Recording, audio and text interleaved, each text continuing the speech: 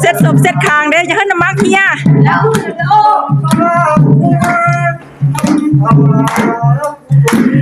ชีวิตแบบบ้านๆบ้านนะตักมีความสุขม่วนสุดๆพี่น้องหยิบถุง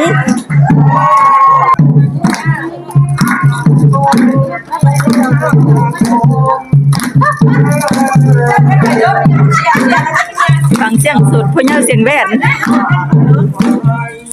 นักร้องอมตะ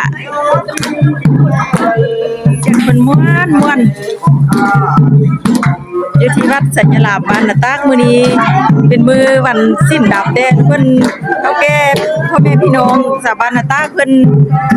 หยิบถุงหอยถุงมันม่วนนี่แหละชีวิตบ้านนาม่วนพี่น้องม่วนเด้อมาม่วนนำกันเด้อม่วนอยู่วัดอยู่ว่าก็ถือว่าได้บุญแล้วพี่น้อง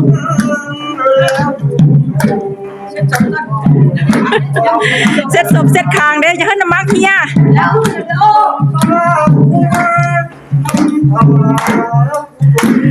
ชีวิตแบบบ้านนะตักมีความสุขม่วนสุดๆพี่น้องหยิบถุงแก้อาวุโสผู้หญิงถ้าแก้หญิงเนาะเพิ่นหยิบถุง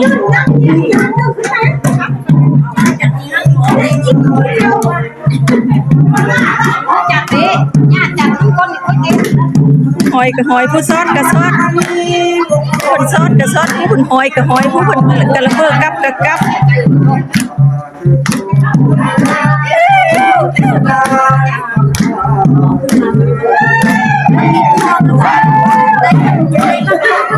เฮ้ย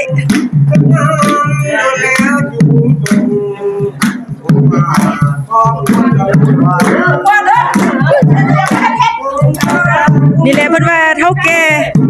เฮ็ดเวียกแบบมีความสุขบ่ได้โศกบ่ได้เศร้าเฮ็ดบ่ฮู้เมื่อยเลยเฮ็ดเวียกแบบมีนักร้องเพลงฟังพร้อมบ่ได้บ่ได้เมื่อยเด้อ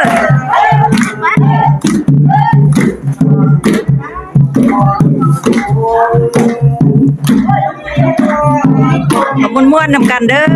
ม่วนแท้ม่วนว่าอยู่ที่บ้านน่ะตักวัดสัญลามบ้านน่ะตักยองม่วนแท้เอาว่ามื้อนี้